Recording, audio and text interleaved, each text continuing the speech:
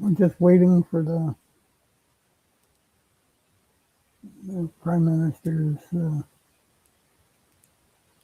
release here to go live. We're still in the waiting.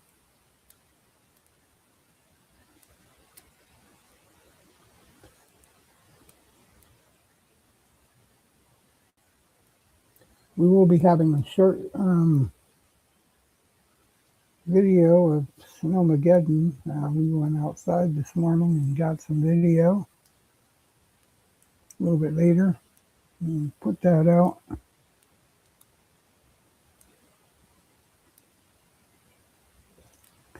We wanted to catch this announcement first. We felt it was important.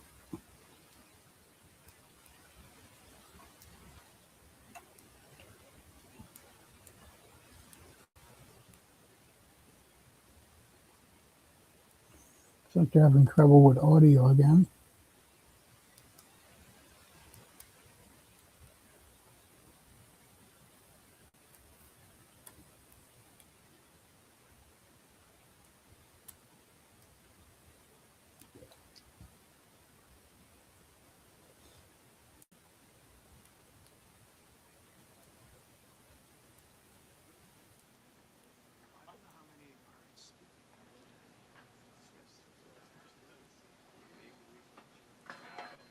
I will give you 2 minutes. Oh my God, 2 minutes heads up. Like, not yet, but I will.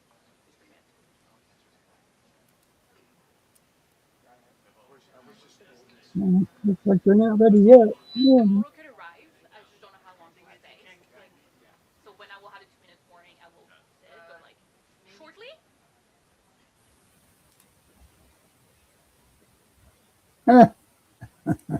Wonderful.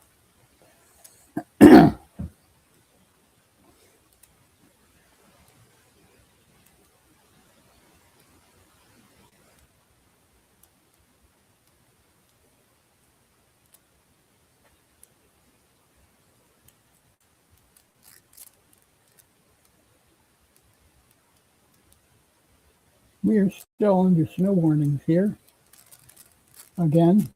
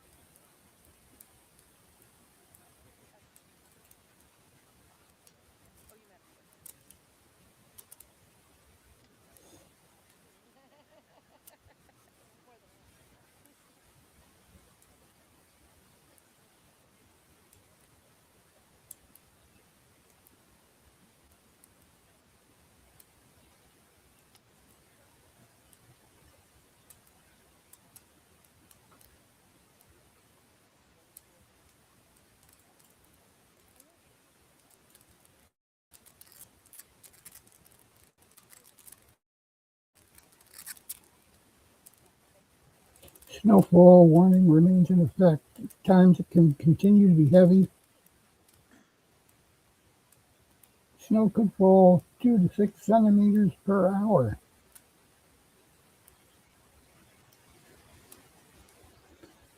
The wind northeasterly at 40 to 50 kilometers an hour. Travel hazardous. Everything is canceled. They rarely cancel school here, and school is canceled. So that'll tell you where we're at with that.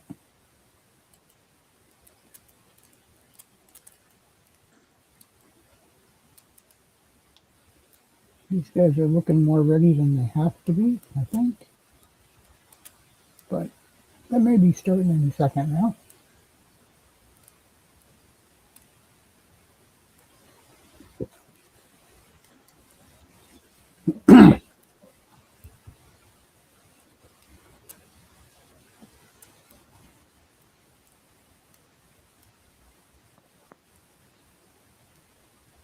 I've heard some bits and pieces here. It sounds like it's going to be a pretty interesting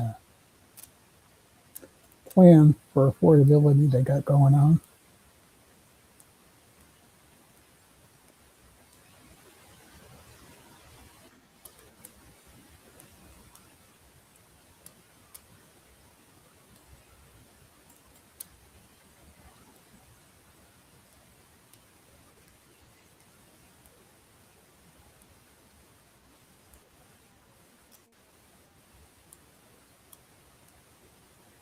Well, usually their 2-minute warnings are right on, but this one seems like it might be 2 minutes off. Almost 2-minute warning.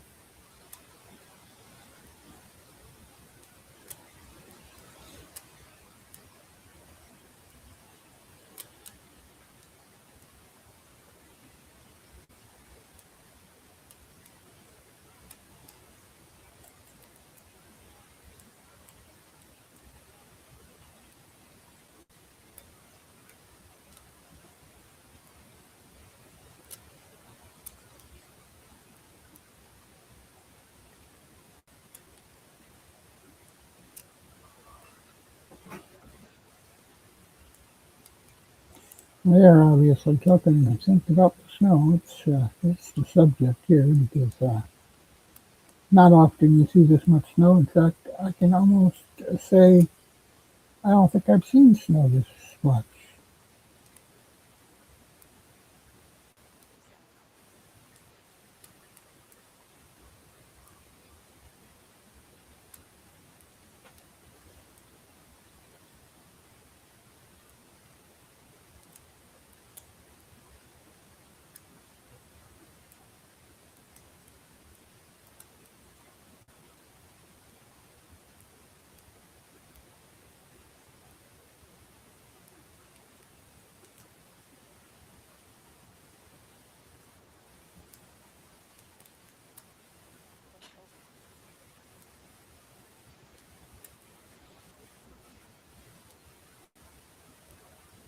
That's another 2-minute warning.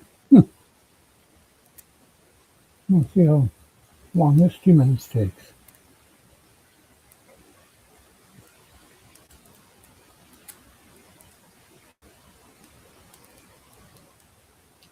So the snow is going to be ongoing. The warning is until 10:05 a.m.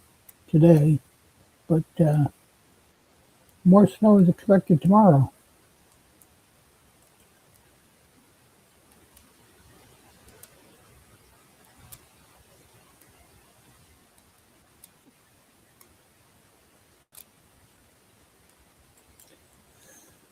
So this is going to start any moment now. Sorry about the wait. I thought it would be sooner. Usually it is. I should have knew better with the weather we're having.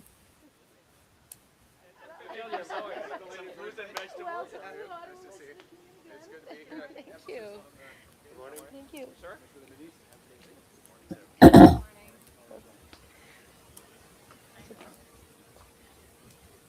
Good morning, everybody. Bienvenue tout le monde. Welcome to Ottawa West Nepean, to Produce Depot here in my riding.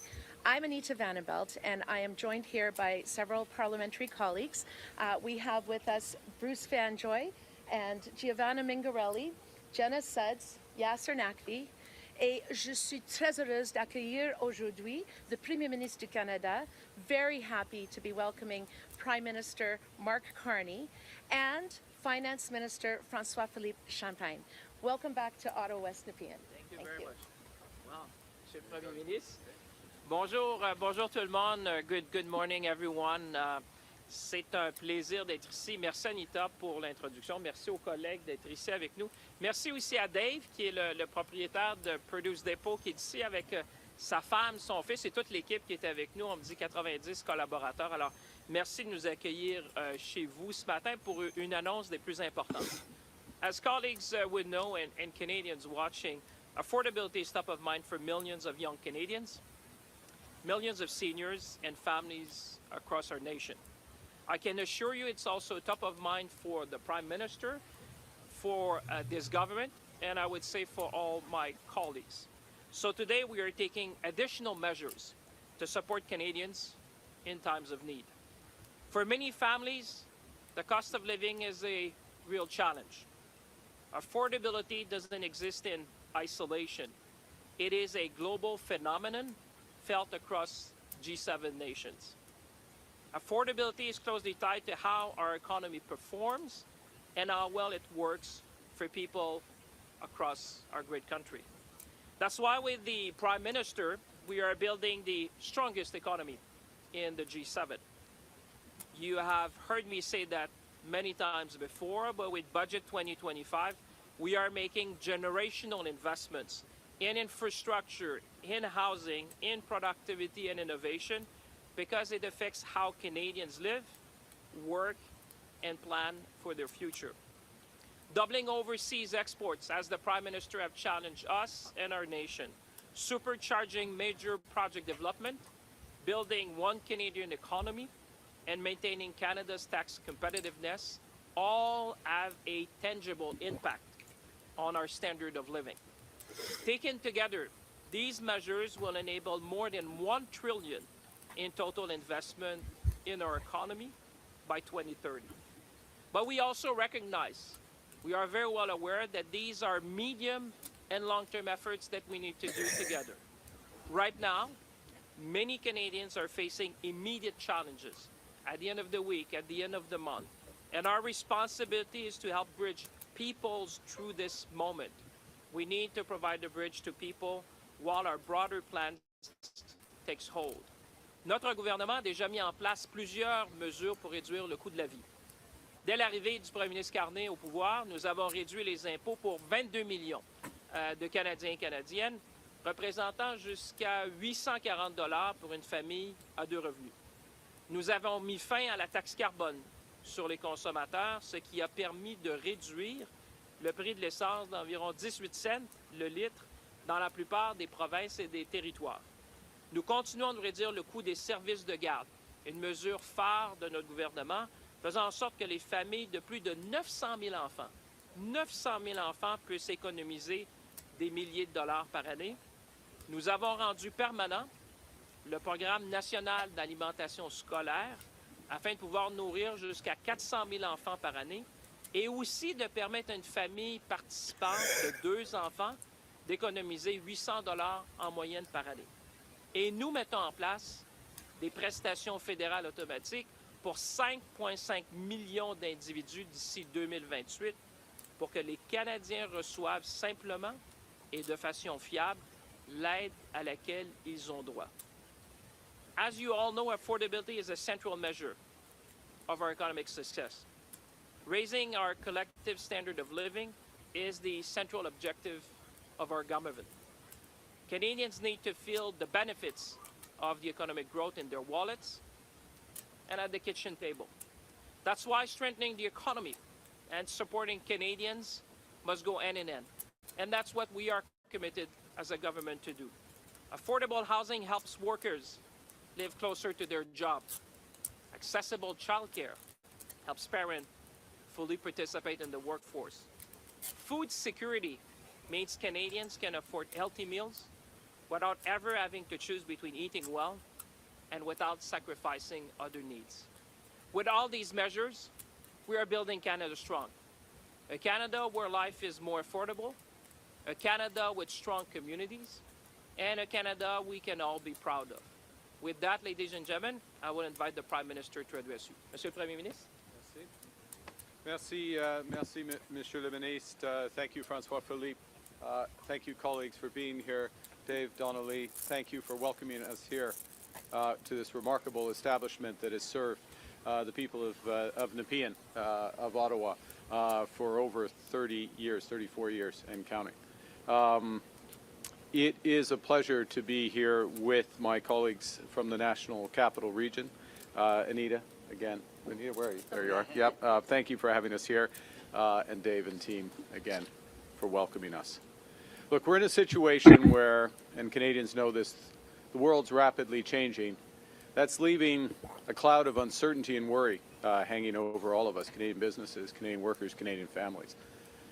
Our government's focused on what we can control, and that starts with building a stronger, more resilient Canadian economy. So Canada is less reliant on a single trading partner, and we are more resilient to global shocks, what happens outside of our country. Nous agissons sans tarder et nous voyons des résultats. Nous avons déjà signé 12 accords commerciaux et de la sécurité sur 4 continents au cours des 6 derniers mois pour forger des partenariats fiables à l'étranger. Nous avons soumis au Bureau des grands projets 11 projets qui représentent des investissements de 116 milliards de dollars au Canada. Le nouveau fonds pour bâtir des collectivités fortes permettra d'aménager des infrastructures locales dans des quartiers partout au Canada. Hôpitaux, routes, ponts et réseaux de transport en commun. Toutes ces mesures font partie de notre stratégie globale qui vise à susciter des investissements de 1 000 milliards de dollars au cours des 5 prochaines années. So we're starting to fundamentally transform our economy, building a stronger, more resilient, more independent Canada.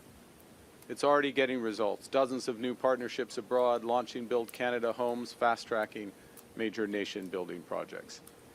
Our economy, Canada's economy, has created 190,000 jobs on net since August. In absolute terms, that's more than the United States over the same period. We have the right plan. The world is knocking at our door, and momentum is building. But as the Minister of Finance just said, the biggest payoffs will take time. And many Canadians are feeling the pressures right now of everyday expenses. Canadians need a boost today and a bridge to tomorrow. And that's why Canada's new government has been relentlessly focused on making life more affordable for Canadians. On day one, we canceled the consumer carbon tax, bringing down gas prices by 18 cents a litre. We then cut taxes for 22 middle-class Canadians, saving a two-income family up to $840 this year. We've cut taxes for first-time homebuyers, saving them up to $50,000 on their first home purchase.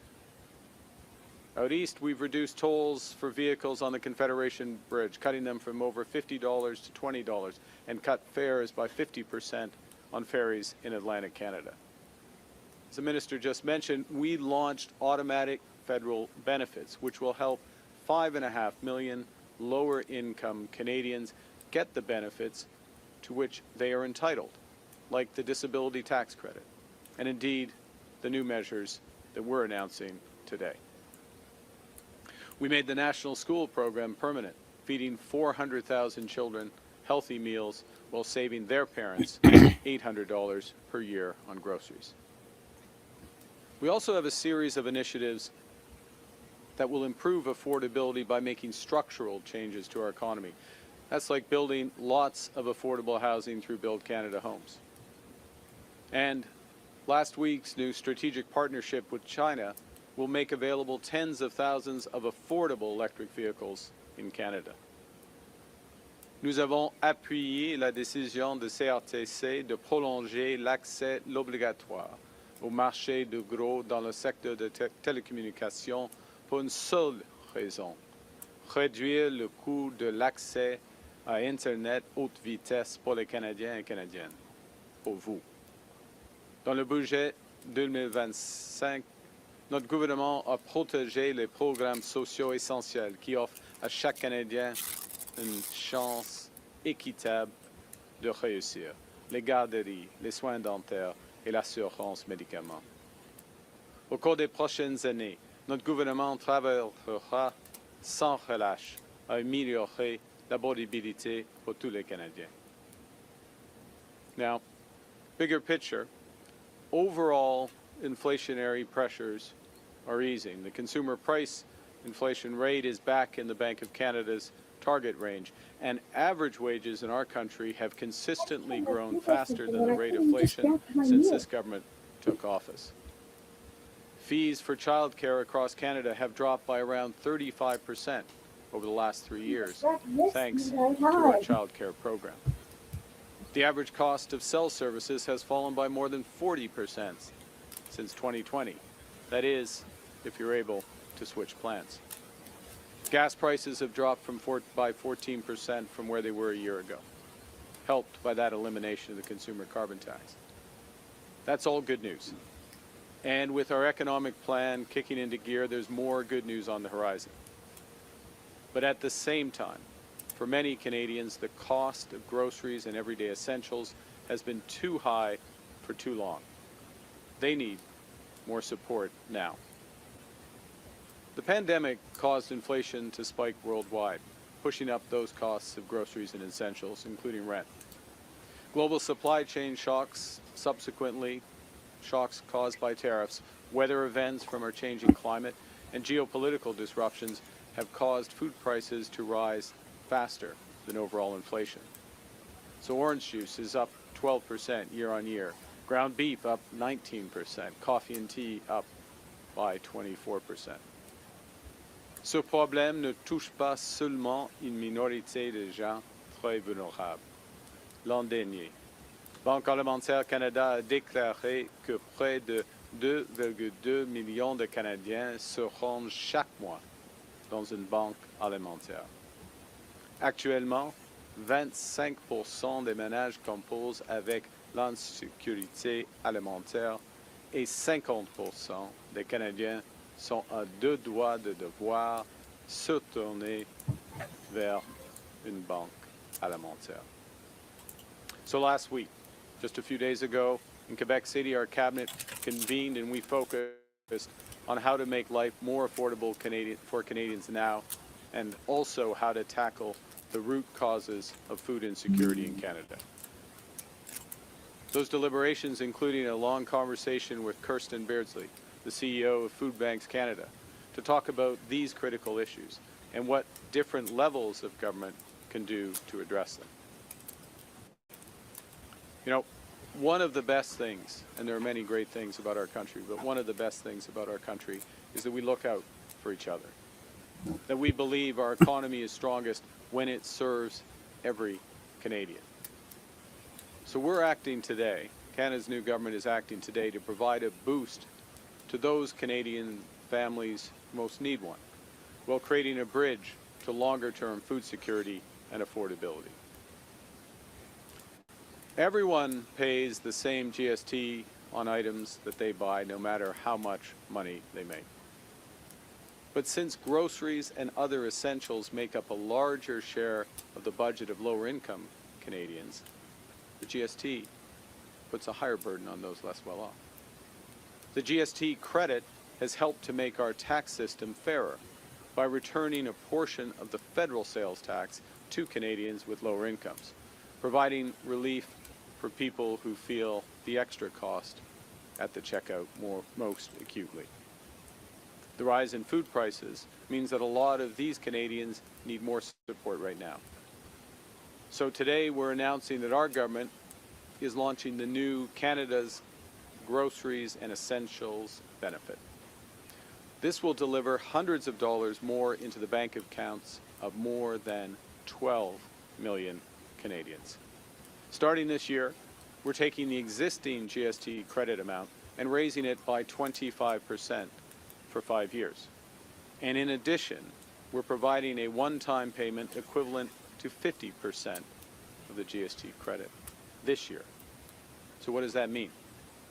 Well, right now, a family of 4 receives about $1,100 a year with the existing GST credit. With the new Canada Groceries and Essentials benefit, that same family will receive up to $1,890 this year and about $1,400 a year for each of the next 4 years. A single person receives about $540 a year with the existing credit. With the new benefit, that person will receive up to $950 this year and about $700 a year for the next 4 years. On average, these payments make up for the higher level of food prices since the pandemic. In parallel, we're working to address the root causes of inflation and working on longer-term solutions to bring down the cost of groceries in Canada. That starts by improving the resilience of our supply chains. Because when issues arise in supply chains, from transportation to process to distribution, costs rise at every step along the way, and these costs end up on grocery bills. Tariffs, for example, are part of that problem. In September, the government launched what we called a new strategic response fund to help sectors across our economy, those impacted by tariffs, to adapt, to diversify, and to grow. And today, we are committing $500 million from this fund to support capital investments to help food businesses expand capacity, increase productivity, and strengthen our food supply for the future. In addition, our regional tariff response initiative will provide $150 million for small and medium-sized enterprises to do similar things. This will mean more resilient supply chains, more greenhouses, more abattoirs that are closer to customers. Most importantly, will help mean lower food prices and better food security for Canadians. Pour réduire le coût de production des Allemands, nous instaurons la passation en champs immédiat et accélérer des serres. Les producteurs peuvent donc déduire le coût total de la nouvelle serre sans tarder, ce qui leur permet de disposer de capitaux pour acquérir l'équipement moderne et ainsi accroître la production nationale d'aliments et cultiver davantage d'aliments ici au pays toute l'année. Les agriculteurs peuvent produire plus d'aliments à coût moindre, ce qui fait augmenter l'offre d'aliments canadiens et atténue les pressions sur les prix à l'épicerie pour les familles. To address the root causes of food security, we're developing a new national food security strategy that strengthens domestic food production, improves access to affordable, nutritious food. The strategy will include measures to implement unit label pricing so Canadians can compare easily in this era of shrinkflation. We're also going to provide support for the Competition Bureau in monitoring and enforcing competition in our market across the supply chain. And we will include new measures to strengthen food security in the North, where food insecurity and affordability challenges are felt most intensely. To ease immediate pressures for food banks, we're providing $20 million in a top-up to the local food infrastructure fund. This will help boost community food programs and deliver more nutritious food for families in need. Canadians are generous people. We take care of each other, particularly in times of need. We know we're stronger together. And during this time of global turmoil, Canadians are coming together to build Canada strong, to build a more independent, secure, and prosperous country, a country that works for all. And we know that getting there will be tough at times. We know that progress won't always move in a straight line. So we know that in times like these, we don't just have to look out for ourselves, we have to take care of each other. And that starts with everyone being able to put good food on the table. That's why the government's working relentlessly to make life more affordable for everyone.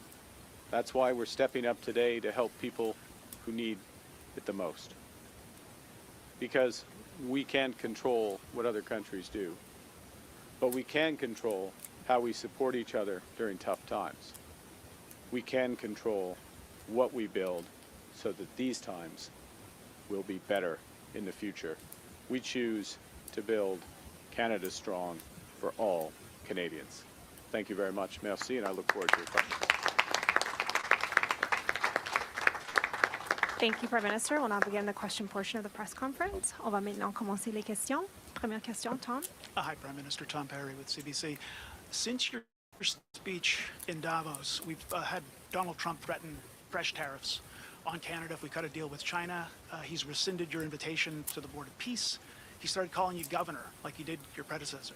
I'd like to know what you think about all that, and what impact you think your speech had on Canada-U.S. relations. Well, I think the first thing is that my comments in Davos laid out how we see the world, a recognition of how the world has changed. I think a point that Canadians understood months ago. In fact, I think Canada understood the scale of the change in U.S. Trade policy, what it meant for our economy. We understood that well before other countries, and we started to react, controlling what we can control, building it at home, and very importantly, diversifying our trade partners abroad. That second bit is a positive thing. It's finding new partners. I mentioned in my remarks 12 new trade and security agreements in the past 6 months across 4 continents, more to come. For example, the commitment with India to work together is just one of many. And all of that builds our strength here at home, provides more opportunities, makes us less dependent on the United States. Last point. We are entering soon a negotiation or review formally of CUSMA, our agreement, as you know, with the United States and Mexico. It'll be a robust review, is the expectation. The President is a strong negotiator, and I think some of these comments and positioning should be viewed in the broader context of that. Going back to Davos as well, the President was interviewed on Fox News, and he talked about NATO troops, and NATO troops staying back from the front in Afghanistan. I'm wondering if you think the President should apologize for that. On a secondary topic, on Greenland, he backed down from threats on Greenland. Do you think that's settled? Would Canada send troops to Greenland to support their European allies? So let me be absolutely clear.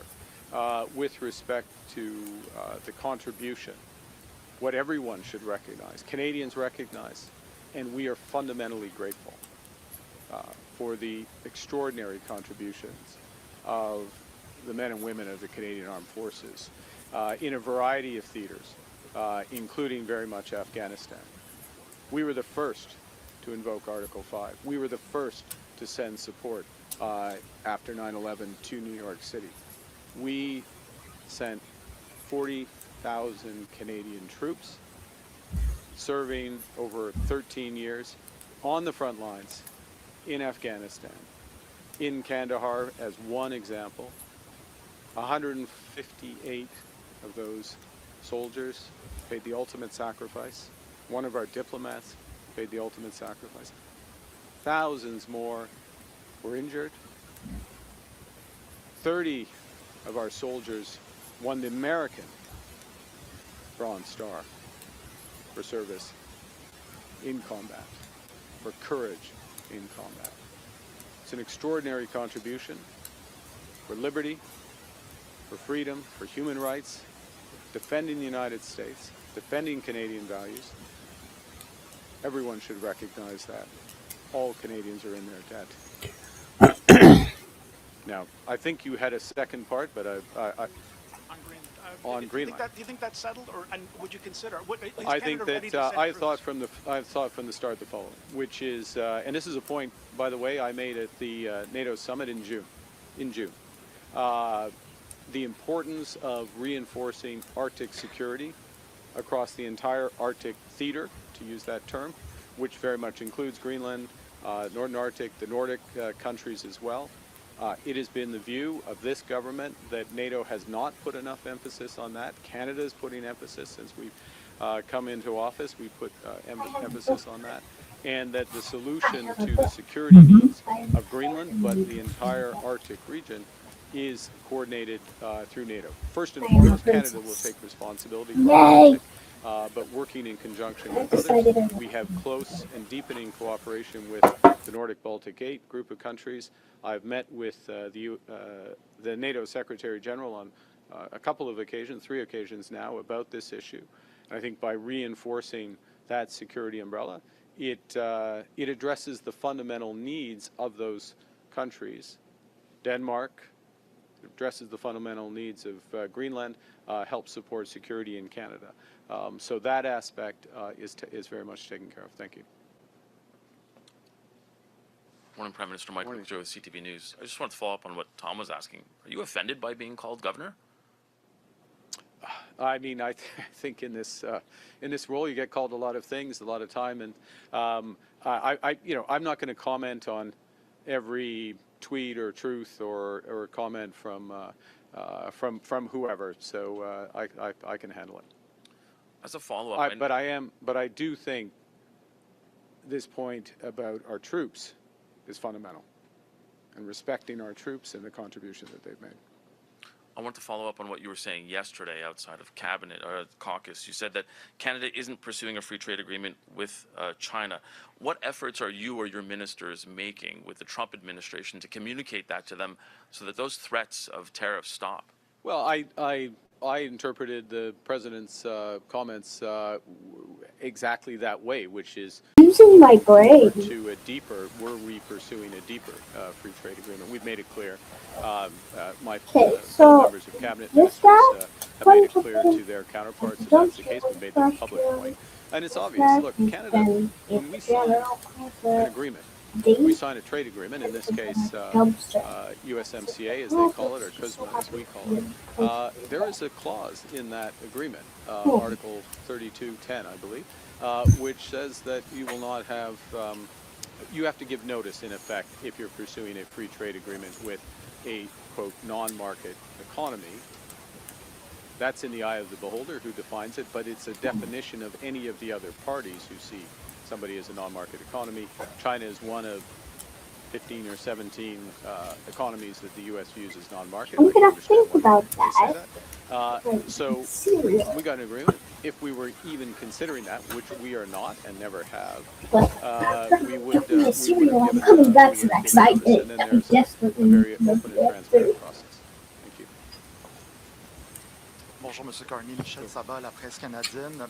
Avez-vous des excuses à présenter aux Québécois et aux francophones du Canada pour vos propos sur les plaines?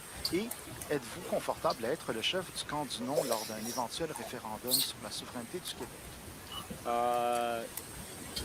En ce qui concerne mes commentaires, j'ai commencé par reconnaître la lutte des francophones au début, pendant l'histoire du Canada.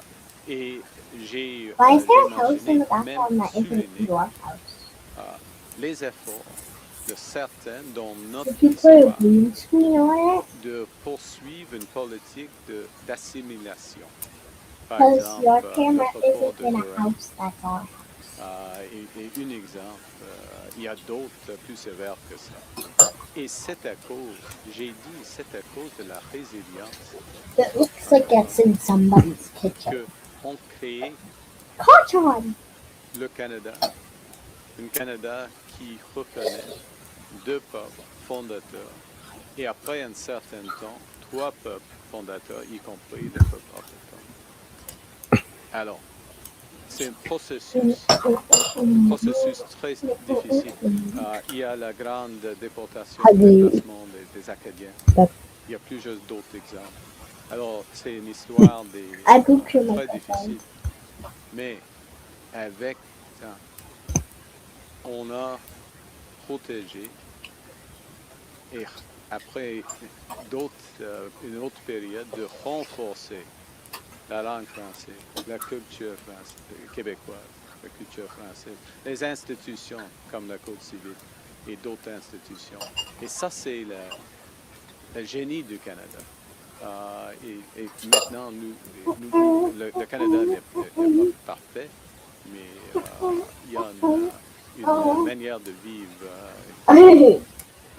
Bon, j'aurais quand même aimé vous entendre sur le qualificatif de chef du camp du non, mais je vais sauter à un autre aspect. M. Poilievre dit vouloir collaborer avec le gouvernement. Est-ce que ça nuit à vos efforts pour convaincre d'autres conservateurs de se joindre, de traverser la Chambre? OK. Mon approche est de collaborer de trouver des solutions pour les Canadiens et les Canadiens. Et il y a plusieurs occasions. I always silly. Pour M. Poilievre et le Parti conservateur, le Bloc, les néo-démocrates de collaborer sur, par exemple, il y aura une Ways and Means probablement dans une semaine, dans les prochains jours probablement. On doit être prudent avec les règles parlementaires, mais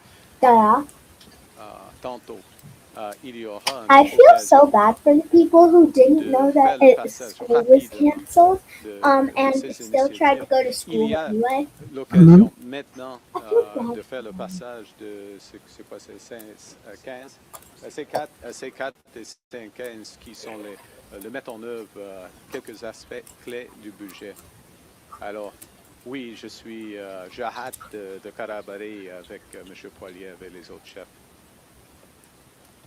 Good morning, Prime Minister. Mackenzie Graves, Global News. Are you considering calling a snap election this spring? I'm going to go back to the previous answer. What we're focused on is solutions for Canadians. So today's announcement, we'll be tabling legislation soon, very soon. We would love, and we think it's very important to have collaboration so we can move that quickly through Parliament. So particularly the one-time bonus gets into people's bank accounts as quickly as possible. We still have elements of the Budget Implementation Act which have not been formally passed by Parliament. That's that tax cut for 22 million Canadians. That's the extension of the National School Food Program. That is a series of other measures that go directly to the issue that we're discussing today around affordability.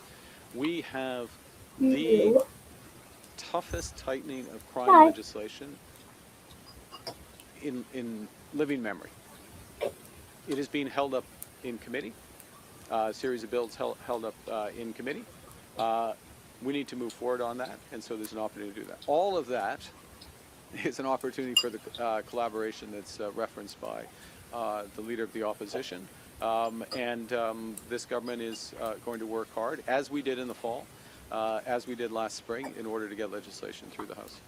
This feels like many days we spent on the campaign. When I was covering the campaign, lots of grocery stores, lots of affordability. So you're not considering a spring election? I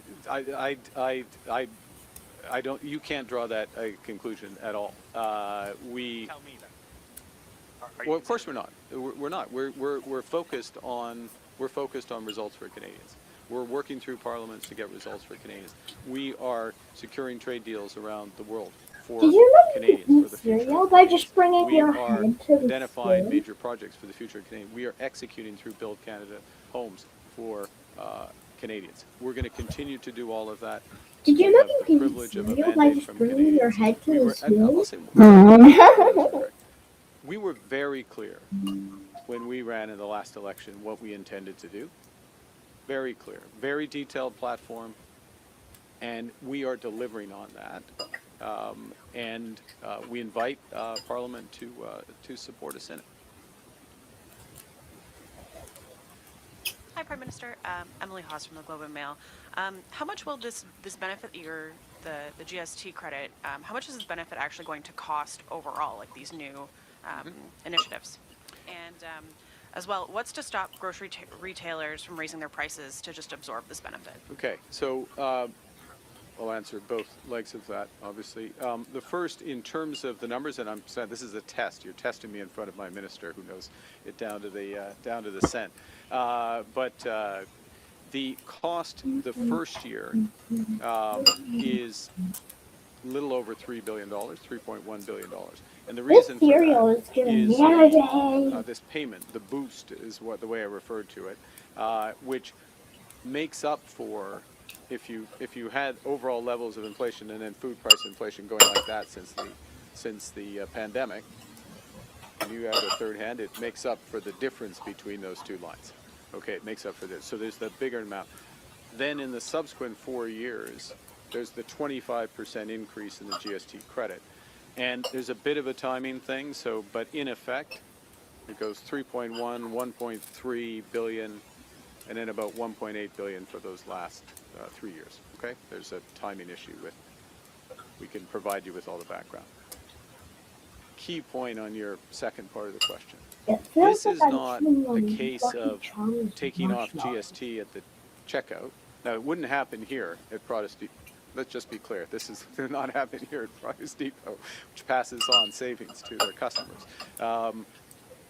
But what you described is a case as if you took off GST and then, well, maybe the grocery store doesn't give. This is money that goes to individuals. This is money that goes to individuals, directly to individuals. It's not based on what they spend. It's not tied here. Now, the fact, and they can spend that money on anything they want. It's Canada, it's a free country. They spend it on anything they want, as they should. Lower income Canadians, as you know, spend more of a higher share of their income on food and rent. I cheated. So they're more likely to spend it on food. But there's no differentiation. I mean, they're not. There's no mechanism for what you're saying to happen. I mean, my thinking was like if you could raise price, you know that people are getting more money, and therefore you could just raise your price. Well, you could say that about any aspect that grows the economy. So and I'll say as well. If I may, I'm not accepting the premise of your question, but your general point, which is around competition in the industry. And one of the things we're doing is reinforcing the Competition Bureau's oversight of the industry as a whole, plus working, and we have to work with provinces, as the Minister knows, to move towards unit label pricing, so that you have a true and very visible comparator between two types of good. What is it per liter, per kilogram, per amount? And that's, particularly in this time where we see shrinkflation, packaging change, amounts change. It's a very important development. So it's something I will be raising with the provinces on later this week at First Ministers. And only a few pieces of your legislation that have been directly connected to your agenda have passed. I'm thinking the most significant is probably C5. You're doing many things via regulation instead. I was just curious, do you think that Parliament matters, and what role do you think it plays in implementing your agenda? Parliament matters tremendously, which is, I'll refer back to the previous question on the opportunity for cooperation in Parliament. And it's very important. The crime legislation, from tougher bail, tougher sentencing, protecting younger Canadians, protecting from online harms, protecting people who go to their place of worship or their community center, protecting them from harassment. All of that crime legislation is being held up. All of that is being held up in Parliament. You can't regulate any of that. Parliament matters. And that's where the opportunity is with greater collaboration. And that's why we welcome it. And we will work with all the parties in Parliament to help get the right legislation through for Canadians. Dernière question est suivie, Yasmine. Yasmine Média avec Radio-Canada. Je veux d'abord vous entendre sur votre discours à Davos. À la lumière des menaces de tarifs de Donald Trump, qui vous a appelé gouverneur Carney, est-ce que vous regrettez certains passages de ce discours? Est-ce que vous êtes allé trop loin? Pas de mots.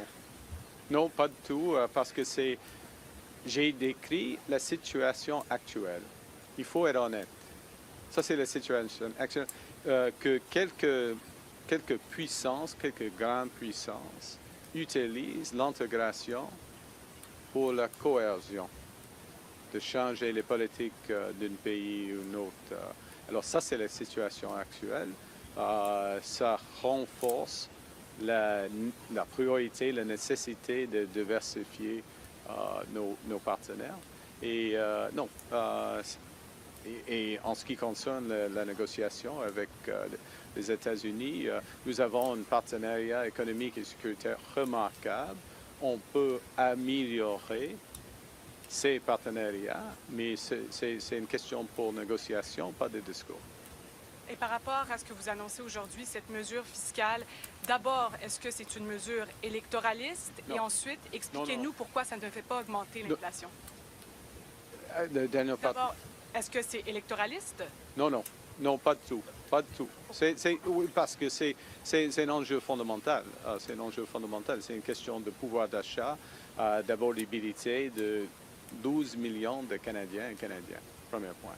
Deuxième point, c'est une mesure dans une série de mesures Par exemple, nous avons commencé, le gouvernement a commencé avec la réduction des impôts pour 22 millions de Canadiens et Canadiennes et d'autres mesures comme cela. Alors, c'est une grande mesure dans une série de mesures. Il y aura des autres afin de renforcer et d'améliorer la volabilité des Canadiens parce que nous avons le bon plan pour renforcer notre économie, pour bâtir une économie forte. Mais ça prend du temps et les pressions d'abordabilité existent maintenant. Et dernièrement, pardon, juste expliquez-nous en quoi est-ce que ça ne va pas faire augmenter l'inflation d'injecter de l'argent dans les poches des Canadiens? Non, I mean, dans le... OK. Moi maintenant, et c'est difficile d'être Premier ministre et banquier central en même temps. Alors, je peux répondre à votre question. Il y a une question de l'indépendance de la Banque du Canada et il faut être prudent.